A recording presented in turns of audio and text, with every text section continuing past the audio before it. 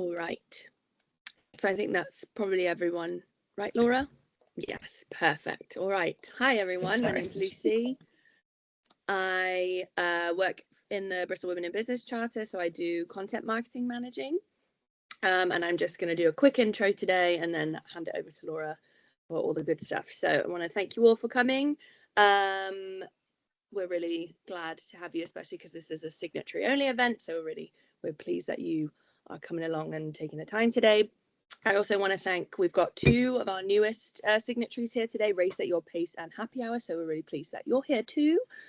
So we're going to focus on a challenge today that affects many of us, leading change, which is burnout. So whether you're driving culture transformation, leading DEI initiatives, and navigating high pressure business environments, it can be a real emotional and mental toll, and it's often invisible. So, but there are ways that we can lead with impact and resilience, but without sacrificing your well-being or that of your teams. So I'm really thrilled to introduce our speaker today, Laura Aiken. Laura is not only the founder of Thrive Leadership and a chartered chemical engineer, she's also an ambassador for the Bristol Women in Business Charter and a passionate advocate for helping people thrive under pressure. Laura blends a decade of engineering leadership with her passion for people, pioneering workplace resilience and inclusion. After overcoming burnout, Laura dedicated her work to empowering leaders to foster inclusive, thriving teams. Her approach, combining neuroscience and integrative practices like breathwork, has transformed corporate cultures worldwide. Laura's impact extends from large-scale resilience training to strategic DEI initiatives, making her a sought-after leadership coach and speaker and advocate for positive workplace cultures. So, without further ado from me, I want to hand it over to Laura, and thanks everyone again for coming. Thank you, Lucy. Thank you so much. And yes, thank you all for making the time to be here. I know even for a subject like this, it can be difficult to peel yourselves away from the day job. I'm going to start with a little bit of an invitation. One of the things that is creating this increase of stress and burnout that we're seeing across the professional workforce and others is multitasking. So our brains are actually not really designed to multitask. Multitasking is inherently stressful for our brains. There's so much information that we're processing day to day that if you're trying to do more than one thing with it, it's taxing, it consumes energy. And there's studies that show you can actually take about 20 minutes to refocus if you shift from one task to another. So if you're here and you can be here, I would invite you to give your brain a little bit of a break, and just be here. Try and avoid the phone buzzing in the pocket. Try and avoid the emails pinging, maybe even close down the emails. They'll still be there in an hour, I promise. And I promise it will also feel like a little bit of a wash for your brain, having focused on one thing. Whether you have your cameras on or off, that's fine. I find it more easy to focus if my camera's on. I get some accountability buddies, but that is your choice. My invitation is to practice what you preach here today and be here. So with that, the chat is open. So if there's any questions, feel free to drop them in the chat or raise your hand. I will try and keep an eye on the Teams chat at the same time. But I'll speak to a few slides, and there'll be opportunities for you to engage and interact. And I know there might be a little bit of a an eye roll for anyone who was hoping to just have this in their ears as they got on with their lunch, which is fine too. So let me share. This is always the point where technology goes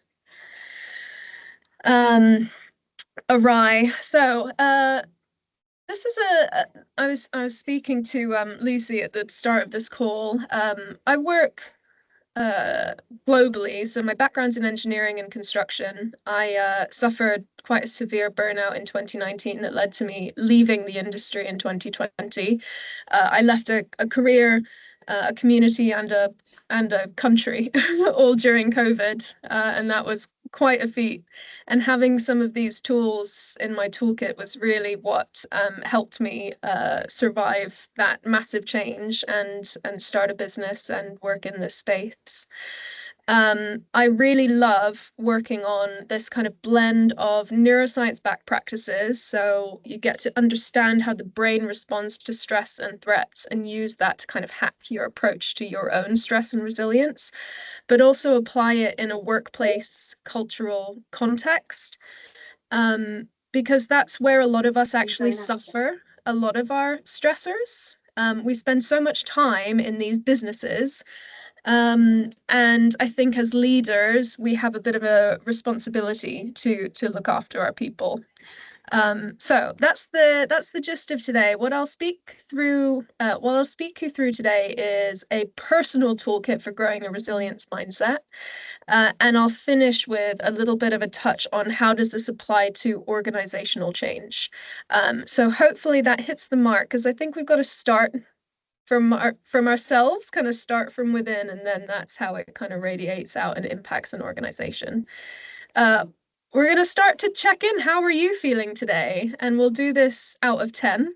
So you can think of the 1 as overwhelmed, tense, or running on empty, and the 10, these little love heart eyes, as energized. Sorry, the last time I presented this was to an American group, so I've got a Z there instead of an S. My apologies. You can join at slido.com. You can scan that QR code with your phone, or just type in slido.com to your web browser. Here's me asking you not to multitask and multitask at the same time, hey?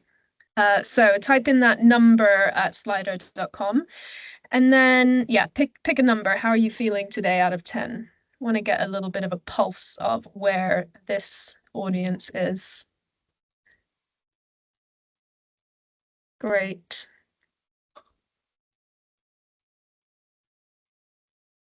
For those who joined while I was sort of speaking, the chat's open. Feel free to raise your hand if there's any questions throughout. We've had a few votes here. So far, we've got sort of a 6.2 average, which sounds like, not, maybe slightly above average, slightly above neutral, but definitely could be better. A few more takers for 6 here. I'll give you a couple more minutes. Sorry, a couple more seconds, and then we'll move on to the next question, which heads up is, what's contributing to your stress? Great, so we're thinking about a 6.3. So what's contributing most to your stress right now? If you were in the, nice to see that we're sort of in the 5s, 6s, 7s, and 8s, but if there is something on your mind, something contributing to stress, you can pick up to 3 in this list. If you just refresh your screen, that should bring this poll up for you.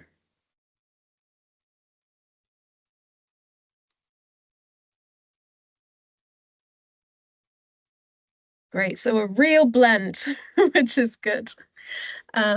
So far, workload and deadlines leading the charge. I know that feeling. General uncertainty or information overload. I know that feeling too. Right, a couple more seconds.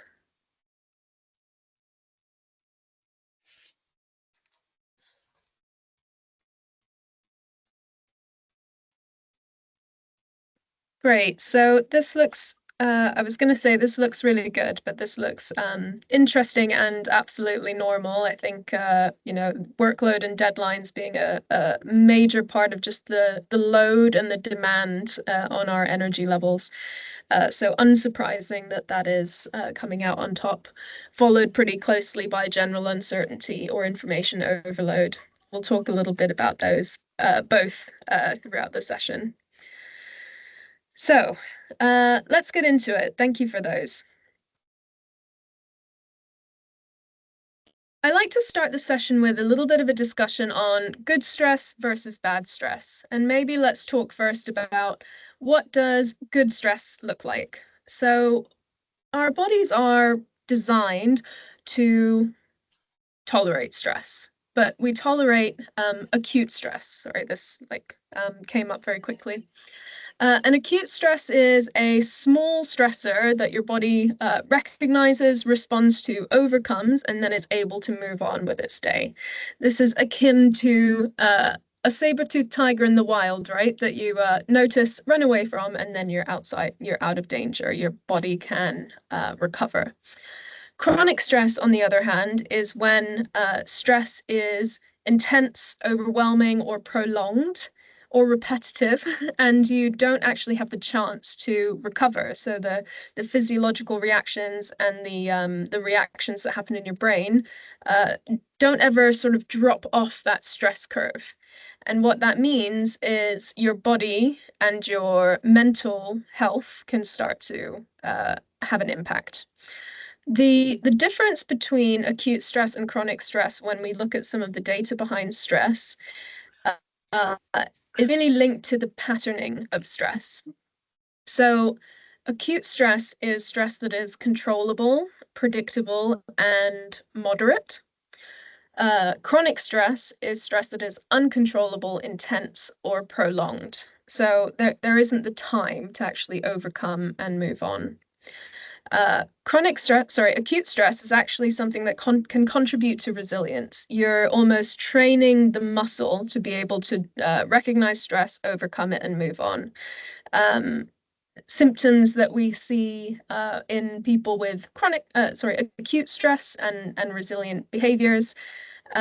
Sleeping is not impacted by stress. They can think in a focused way, connect well with others, feel optimistic, be able to identify options in a problem, self-aware, flexible, and are supporting their long-term health.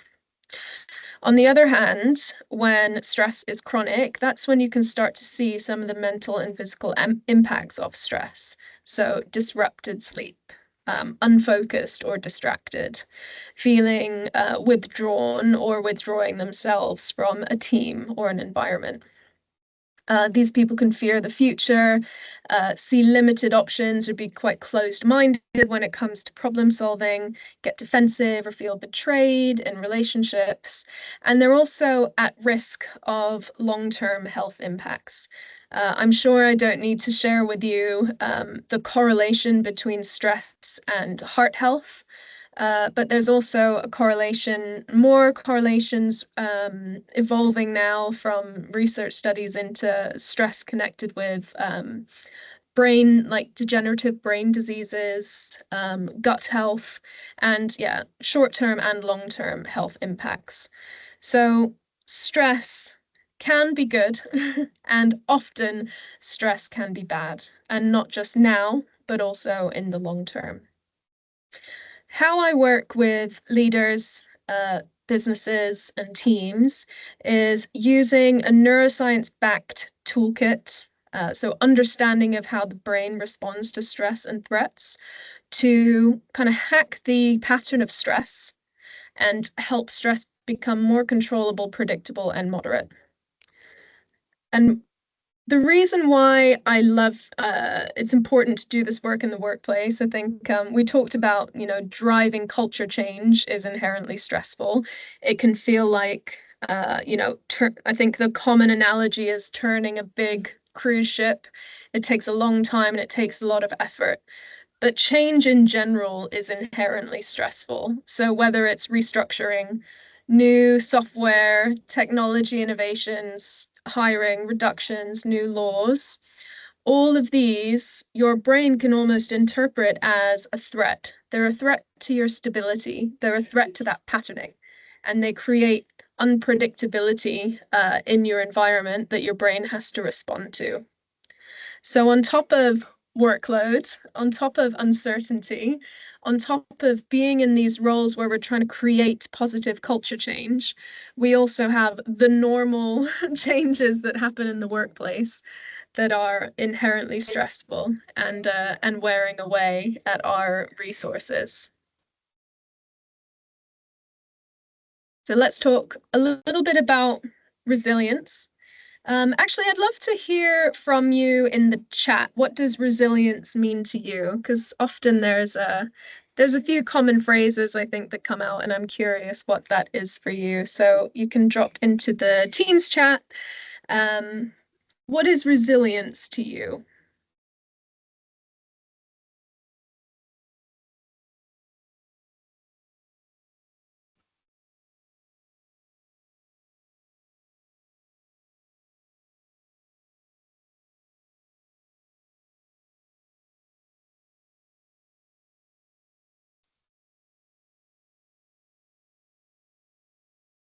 Right, a couple coming in now. So thick skin, bounce back from challenges. There's a little bit of a cue in my graphic, right? Clue in my graphic, right? Pick yourself up, brush yourself down, and focus on moving forwards. I like that one, Claire. Face the day and the curveballs that it brings. Endurance through hard times. Great. Some really great answers, and I think all of these are a part of resilience, that bouncing back from challenges, and a really important part. And that's actually where we're going to start today, is what happens when stress happens, and how do you build in some mental patterning so that you're responding to stress in a better way. So resilience, it's something that you build, not something you are, but it is influenced by early experiences. There's one particular research study, and I forgot to mention the chronic and acute slide comes from a man called Dr. Bruce Perry, who co-founded an organization that I partner with extensively in my work. Bruce co-wrote a book with Oprah Winfrey called What Happened to You, and he's one of the leading bods in child trauma and how child trauma can impact adult resilience. He's a neuroscientist and a psychiatrist, and leads therapeutic practices around the world. Some of his data, one of his pieces of research showed that even your first 4 weeks on Earth, so in your first 4 weeks as baby, that can influence your cognitive function 15 years later if you're born into an adverse environment, even if you're removed from that adverse environment in 4 weeks. The reason for that is our brain builds on itself in layers, and neural pathways build out from a sort of foundational set. And your neural pathways build in response to your environment. So am I safe? Am I well fed? Am I warm enough? Have I had enough to drink? Or the opposite, am I cold? Am I isolated? Am I alone? And your brain builds in regulation patterns into its thinking as early as 4 weeks old. But you can influence resilience, and the resilience dimensions that I use in my work are also informed by Dr. Bruce Perry, and that's controllability, predictability, and connectedness. And I find these three really work well applied in a organizational context as well. So a lot of information there, but we're going to get into a bit of this like resilience mindset toolkit. I'll talk through the first piece, which is understanding stress. This is a really simple little recipe, and it's simple because it's simple, not easy, shall we say?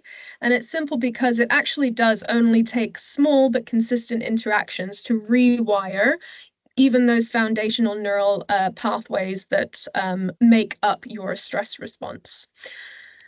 The first piece, understanding stress, this is about creating awareness over what your stress response is. The reason why this is important is you can't change it if you don't know it's happening.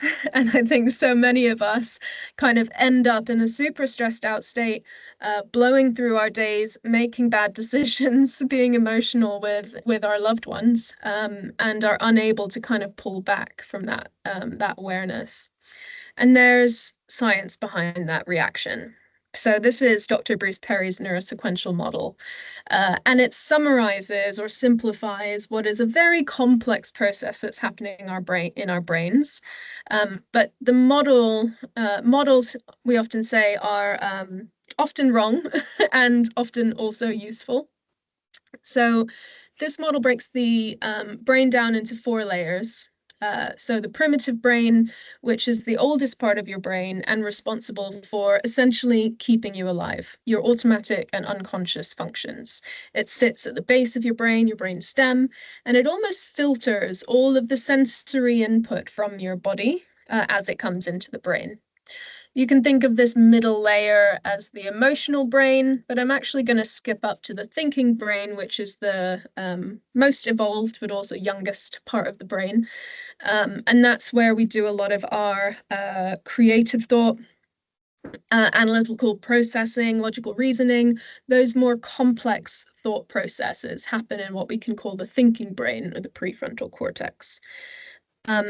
By the way, the reason why this model is also so useful is it's sticky in a way that people from all different types of maybe language abilities, backgrounds, organizational levels can understand quite viscerally the red zone, which is this stressed out state when the primitive brain takes over, and the green zone, which is when you're calm, regulated, and engaged, and you can think you can do your best thinking. The reason why the red zone takes over is all of that sensory input is bottom up. So the red zone or the primitive brain is constantly on the lookout for stress and threats. And the other issue is that oldest part of your brain doesn't necessarily know the difference between a saber-toothed tiger in the wild and a nasty email, or even multitasking, like we talked about right at the beginning of the session. All of this is taxing and a threat to your survival, according to this primitive brain. So what it does is it essentially sort of cuts off input to the rest of the brain when it senses a threat and initiates that fight or flight stress response. Its sole purpose at that point is to keep you alive. There's no point in doing any logical reasoning. And that's why we can make some pretty dubious decisions when we're under pressure. You can also see that IQ can actually halve when you're in that stress response. So how many of you have teams or yourselves are, coming into the workplace in a stress response and expected to, do brilliant work for your customers or the people that you serve? I'm going to skip this one for the interest of time. Happy to discuss it later, though. But looking at this in a different way, performance is also impacted by your stress level. And this kind of comes back again to that good stress and bad stress. The green zone doesn't mean a non-existence of stress. It means the existence of the right amount of energy, sort of stimulus, so that you're present, regulated, and engaged. This is the state where you can do your best thinking and performance is high. As stress increases, we can move along this regulation curve.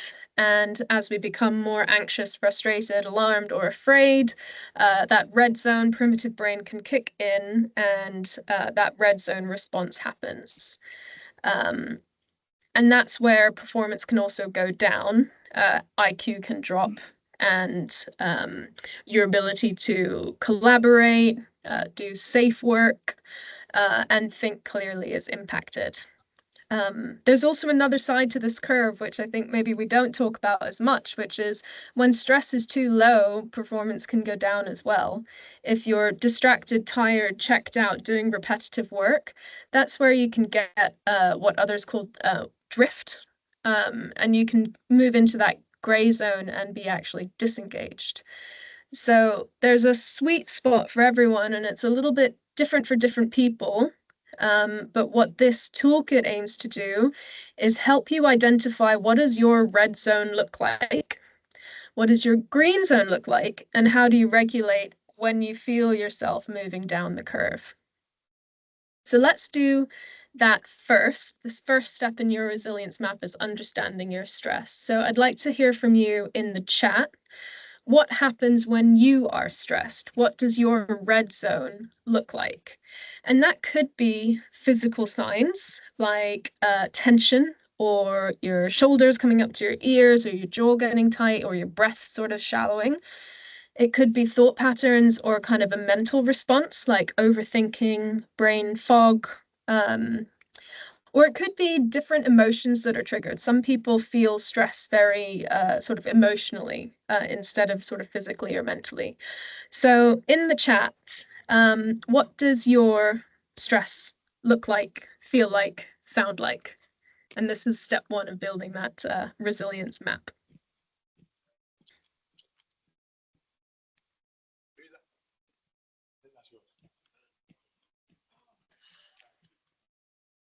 And I'm just going to make sure. Great. And just a reminder, if there are any questions as we go along, feel free to jump in. I know it's yeah, it doesn't always feel like the right moment. Great. So a few of you contributing here. Thank you.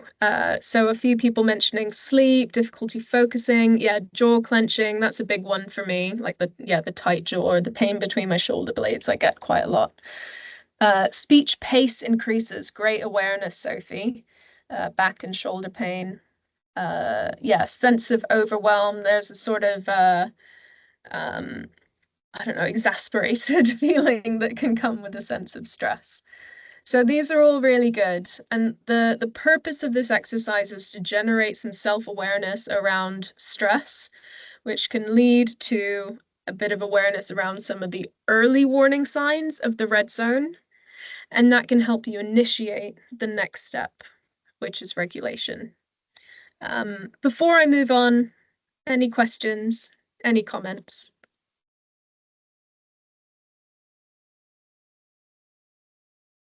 Right, looks good. Thank you. So learn to regulate. When you've got your step one, which is what does stress look like for me? What are some of the early warning signs of that red zone? The next step is to regulate, which means take yourself from the red zone back into the green zone. And if we link back to the science of the brain, there's three main buckets regulation methods can fall into. The first is bottom up. This is using your body to manage physical stress. So anything sensory applies here. It could be taking deep breaths. It could be getting some physical space from the problem. It could just be having a cup of tea, a cup of coffee, or some food. The sort of stress eating is really valid because if you think about it, it's a different nervous system state that you're in if you're eating versus you're reacting to stress. Rest and digest versus fight or flight. You're not going to stop and have a cup of coffee if you're running away from a saber-toothed tiger. So you can sort of hack, sort of override the red zone response by sending signals that you are safe using your body. Any other ideas that you have for a bottom-up stress regulator, you can drop those into the chat too. So anything that is sensory,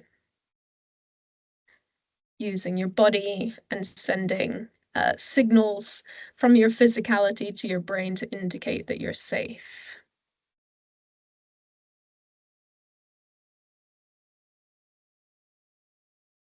Thanks, Claire. I saw your comment. I will pin that. Maybe I will.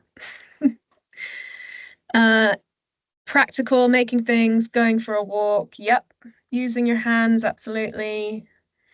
The rhythmic nature of walking is really regulating as well, because of that sensory association of a rhythm to when you're in utero, and you are, the sensory signals when you were in utero are, I'm well fed, I'm well watered, I'm warm enough, I don't need for anything.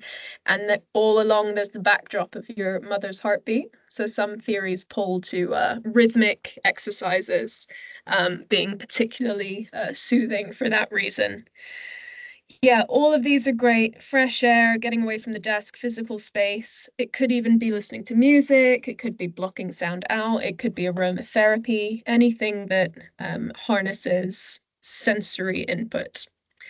The second, top down, can be a little harder to grasp, especially if you're kind of deep into the red zone. But this is around shifting your thinking. And I like to think of it as your thinking brain kind of kickstarting and lifting yourself out, reaching down for that input to lift yourself out of the red zone response. So these are things like, these are mindset tools. So it could be putting the problem into perspective. Is this going to matter in 6 days, 6 months, 6 years? It could be using humor to make light of the situation. It could be focusing on what you can control, making a plan, making a list. So yeah, any ideas here for other top-down regulators? So shifting your thinking. I think the big one for me is, focusing in on what you can control. Getting perspective and creating that mindset shift in the moment.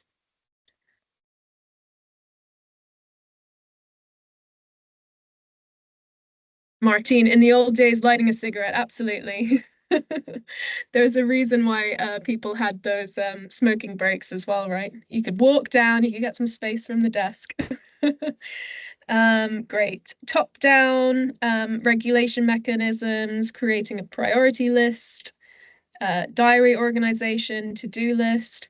Even if it's not contributing to the problem that you're trying to solve or the thing that's stressing you out, organizing your calendar can feel really restorative because it feels like you're getting a sense of control over what's happening. Great. A few things there. Ticking things off, adding them to the list just to tick them off again, right? The final regulation method or bucket is relational. And this is positive interactions with other people. And this relational piece and the connectedness piece really underscores all of the other mechanisms because we are quite simple creatures when it comes to it. And when we feel connected to other people, it's almost that safety in numbers sensation or feeling that the brain perceives. We're no longer under threat because we're with our tribe. And that can look like any way that you're connecting with another person. So I noticed that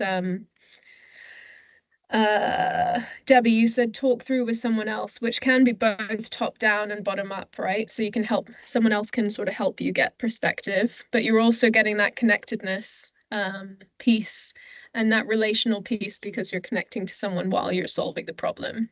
So any way where you're connecting with someone while you're addressing your stress is a relational mechanism. 3 power tools that I'd love to share with you that are well backed in the research for being really positive regulators that you can kind of implement wherever you are. The first is square breathing or box breathing. I'm sure some of you or most of you have heard of this. It's a breathing technique used really across industries. It's used a lot in the military and the Marines. It's used in hostage negotiation situations. And it's a powerful way to consciously manipulate this sort of unconscious system that is our nervous system. And it's essentially breathing in for a count of 4, holding for a count of 4, exhaling for a count of 4, and holding for a count of 4. It's a really simple breathing, sort of controlled breathing exercise that regulates your nervous system and helps you regain that sense of calm, moves you back along the curve into that green zone. Top down, an exercise I do with a lot of my coachees is the circle of control. Again, really simple. If any of you have read Covey's 7 Habits, he does something kind of similar, but I kind of take it simpler than that. Draw a big circle on a sheet of paper, and on the outside of the circle, write down everything you cannot control about the situation. So, other people's actions and reactions. I don't know, weather, global politics. And then on the inside of the circle, you write down everything that you can directly control and the things that you can do about the situation. I love it because it's a simple way to really visually bring your focus to things that you can action and can control. And then relational. So there's nothing more impactful than a quick positive chat. And it doesn't have to be long, but I think it does have to be present and meaningful. So, you know, if you're having a chat with someone and you're sort of half looking at your phone the whole time, that person won't feel regulated and like they matter. So quick positive chat, where you're kind of present with the other person, works wonders for regulating out of the red zone into the green zone. Okay, we're at our next stage of our resilience map. So this is number 2, what makes you feel better when you're stressed? It could be all 3, it could be 1 or 2 of these, but what are some actions you can take, and this is important, immediately in the moment when you notice the red zone sort of creeping up on you? So over to you.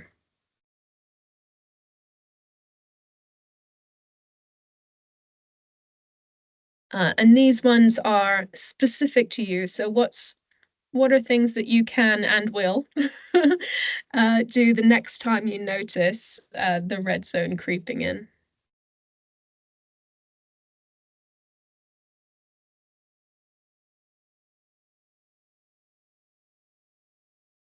Great. Slowing breathing down. Even I think it was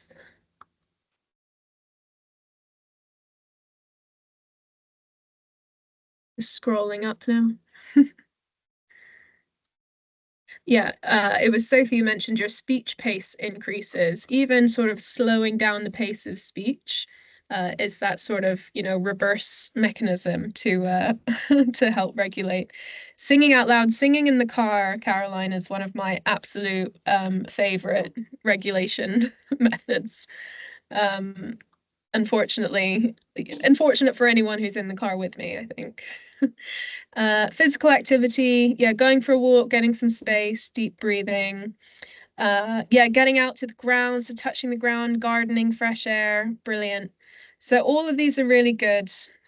Talking it out with a colleague or friend, great, Martine. Um, all of these are really good, and what I'd like you to focus on is one that you can build in to a recipe or a ritual. And this is where we start to kind of move into rewiring the brain. So there's a model that I think many of you would have seen around habit change or learning, which is this conscious competency model.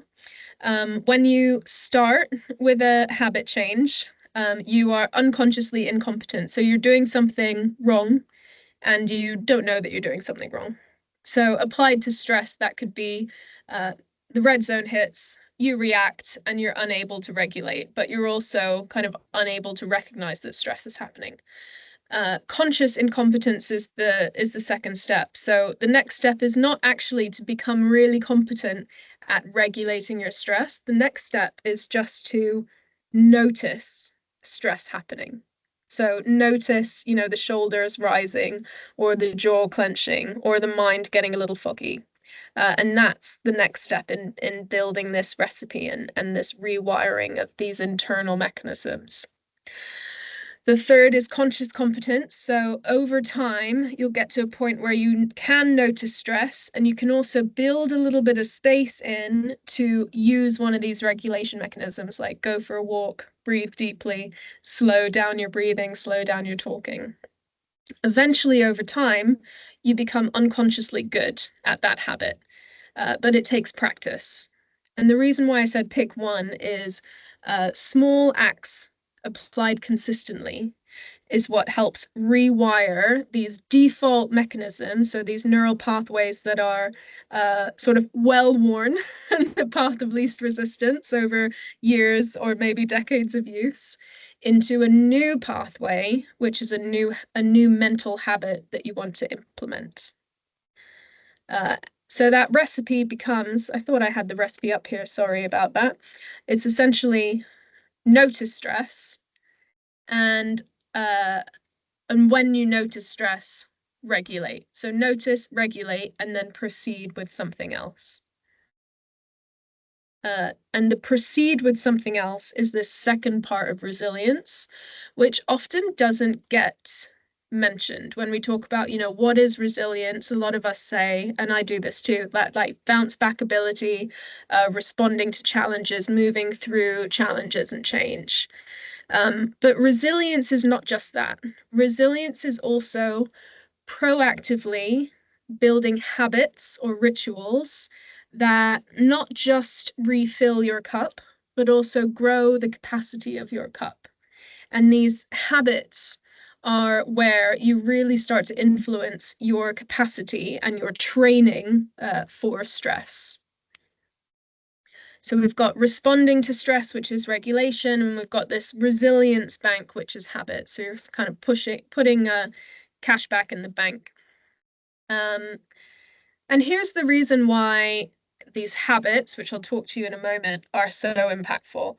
If you go to the doctor and you have an infection and the doctor gives you a prescription, you don't leave the clinic and take, say, all 20 immediately, right at the same time. You dose that medication over the course of, say, 2 weeks. And that's really how you treat stress as well and grow resilience as well.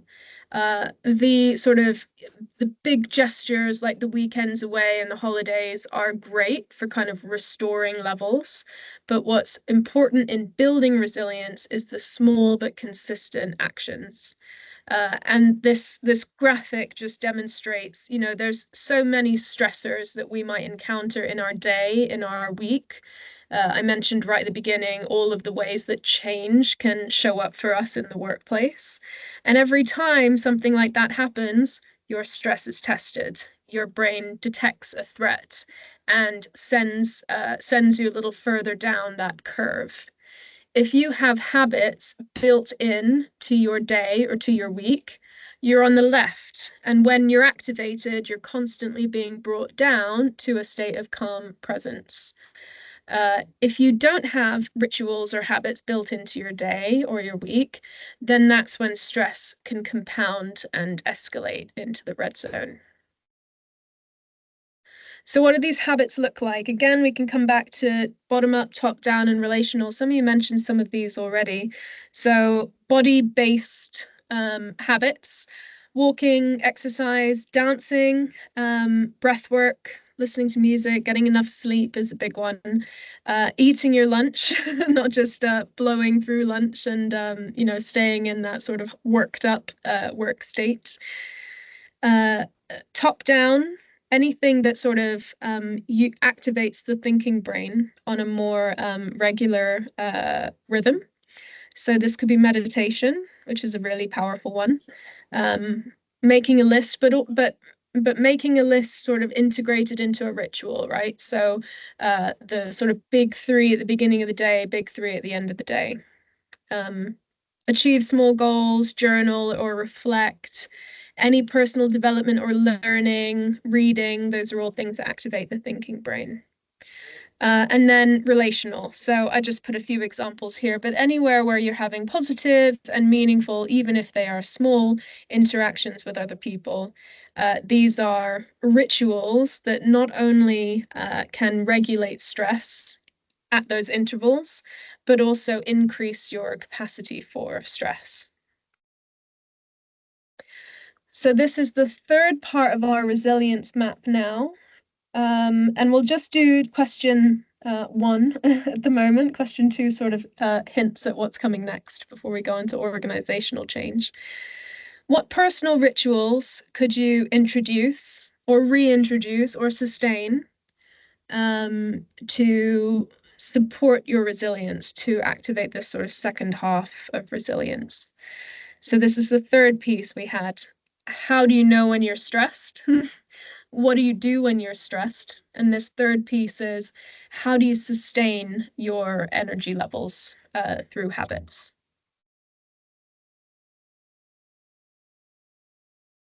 We'll come back to the chat.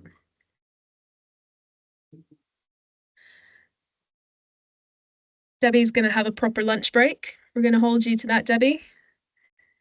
Morning walks is a great one. I think there was a really nice movement towards getting out for a walk, especially during when we were all sort of locked down for COVID-19.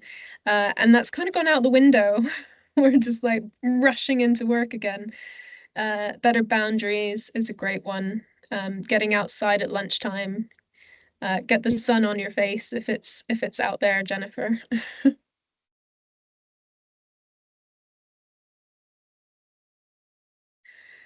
What else?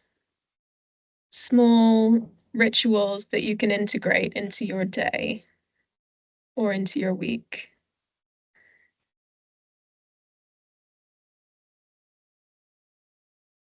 Yeah, great, Claire. Protect your time a little bit more. It can help to translate when things are a little bit more intentional. It can help to translate them into a behavior or a little bit of a more specific boundary. So translating, trying to protect your time a bit more could be, I'm going to leave at 5 p.m. no matter what. And that's a little bit more of a behavior-based ritual as opposed to an intentional-based ritual that's like, oh, I'm going to try and do this. Was it a Yoda expression that do or do not, there is no try? That's quite a dated reference now, isn't it? Unfortunately. Sophie, daily 5-minute meditation, great. If work from home, having some time in the morning to have a cup of tea and then start work. There's a lot of research into the hour before you go to sleep and the hour after you wake up are instrumental in how you in the rest of your day. So having a routine anchored to your bedtime and a routine anchored to your wake up are really powerful ways to kind of intentionally set the right course. And, you know, getting outside and having a cup of tea is a great way to start the day. Not cutting lunchtime short. Great. So this is your personal resilience map. And the reason why I start with this is because we have to start individually, right? Resilience starts from an individual's accountability to understand and navigate their own stress. And then you can start to teach others about that stress. You can influence a team's resilience and you can influence an organization's resilience. So I will move on to that now. So organizational resilience. Personal resilience, of course, is just one piece of the puzzle. Oh, I think I reversed my slides here. Here you go. Personal resilience is just one piece of the puzzle. Of course, there's lots of factors that influence stress, resilience, and burnout. And a lot of those are external factors. But if you take ownership over your personal well-being, you can positively influence a team's resilience, and you can be in better and these ecosystems, these team-based ecosystems, the behaviors of teams I see, that's what really makes up culture. Of course, like the behaviors that leadership role models influences culture. The policies and the procedures and the benefits available to an organization influences culture. The work environment and the communication mechanisms influence culture. But these team-based ecosystems are such an important way to deliberately influence culture and build organizational resilience. And I think we can apply this exact same recipe to teams.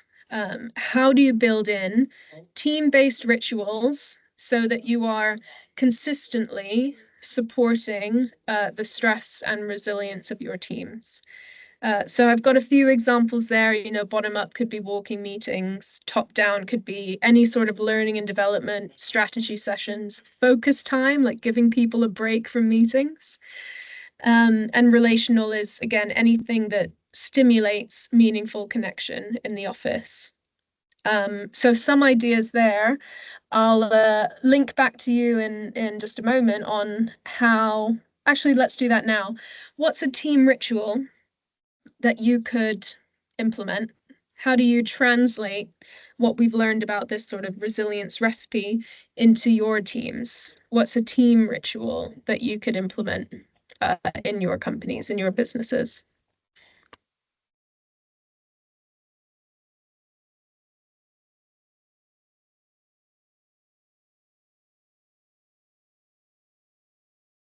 And while you're thinking of those and writing those, the reason why these team-based rituals are so important is I think it creates permission as well for this regulation activity.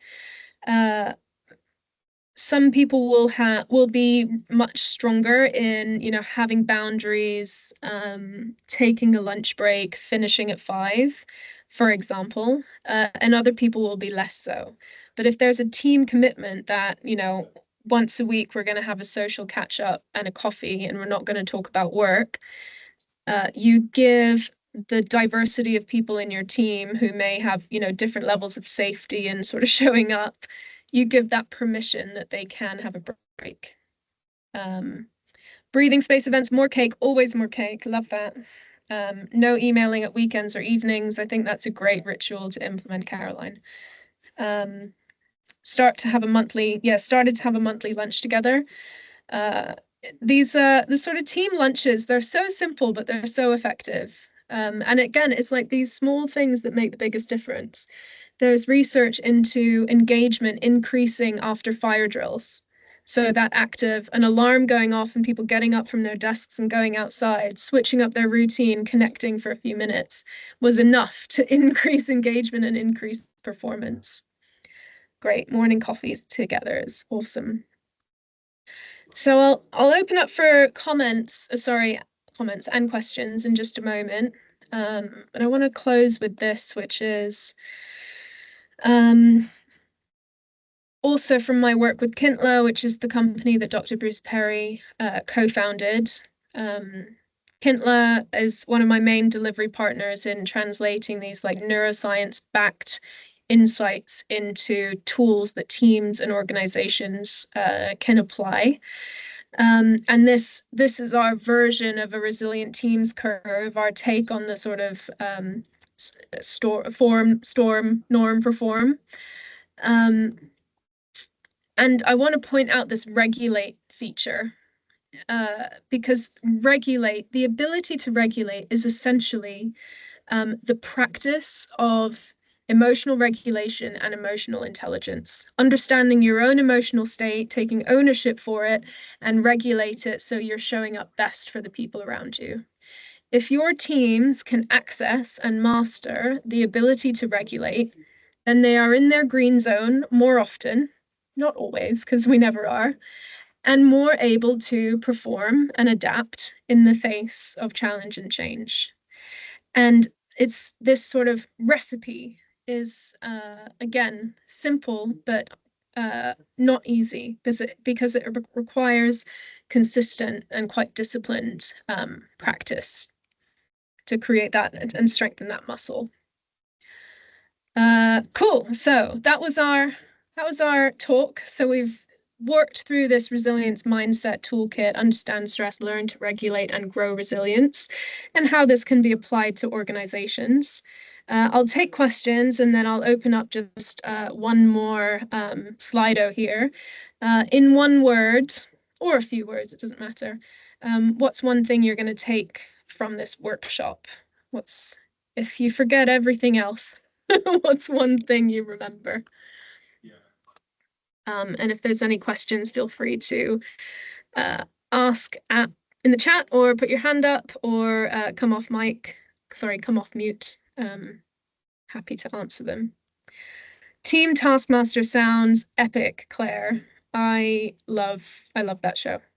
If you haven't done the live experience in London, I'd really recommend it.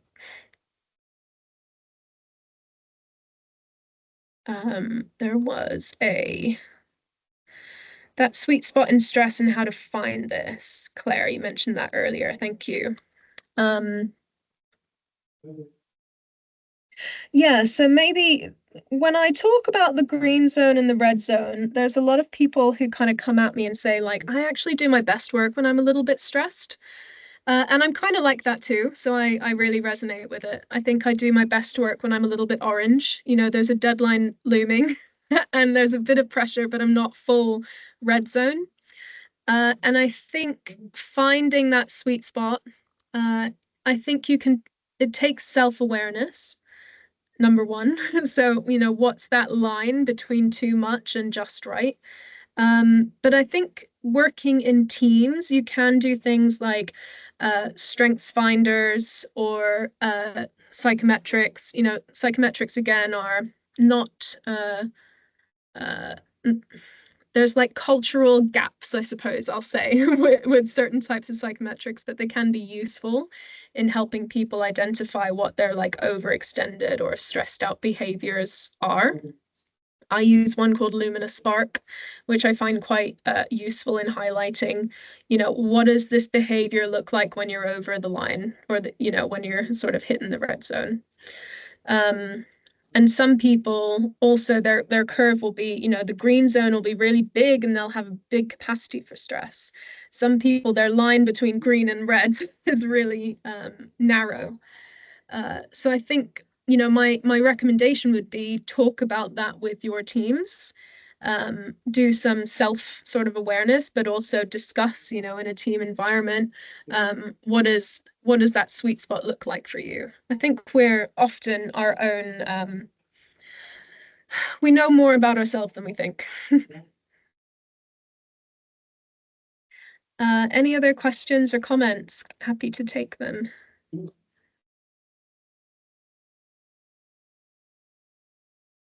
I love that lunch made it. I think that's a really great takeaway.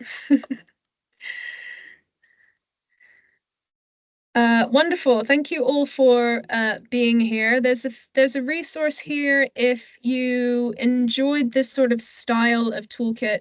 That Balanced Leader Blueprint kind of describes a few more of the tools and practices that I find universally quite useful in managing stress and responding to pressure, and especially oriented at leaders. My website and email is there. If you have any other questions, please do reach out.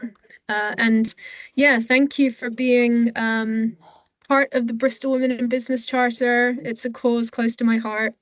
And I think, you know, this subject of stress and resilience is really tied quite inherently to diversity and inclusion in the workplace, because when we feel like we don't belong, work becomes a hell of a lot more stressful. So yeah, thank you for being here.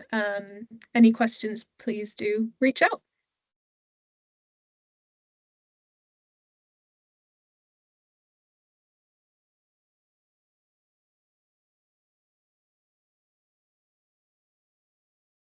Thanks all.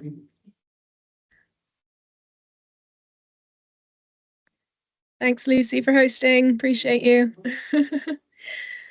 All right. Thank you. See you soon, Laura.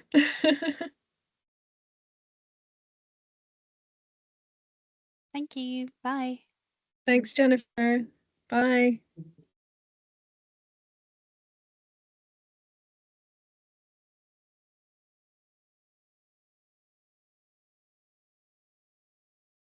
Good stuff. Cool. Yeah, really interesting. It's always so much, and I always, you know, sometimes less is more, but it's like I want to give as much of the tools as I can. So yeah, no, I think it was, well, I mean, I also you had like the obviously your red thread all the way through, so it was you like gave a lot of stuff, but it wasn't an overload. It was like a good cool. Yeah, definitely. Thanks for that, Lucy. Appreciate Yeah. it. Yeah, absolutely. Now you can go and have a nice cup of tea and not have to Yeah. I had a late do your breakfast, so I'm gonna have a late lunch now, but Ooh, that's all good. nice. Yeah, Got perfect. some salmon. Yeah, that recording will process and then Okay. I'll send it over to you. Okay, perfect. I can always, if it's like really big or you can't send it, I can send you a link of like a folder to put it in. Awesome. Yeah, I'll let you Okay. know. Great. Thanks so much, Thanks, Laura. Lucy. I hope to Speak see you soon. soon. Yeah, we'll do. Yeah, Bye. bye. Bye.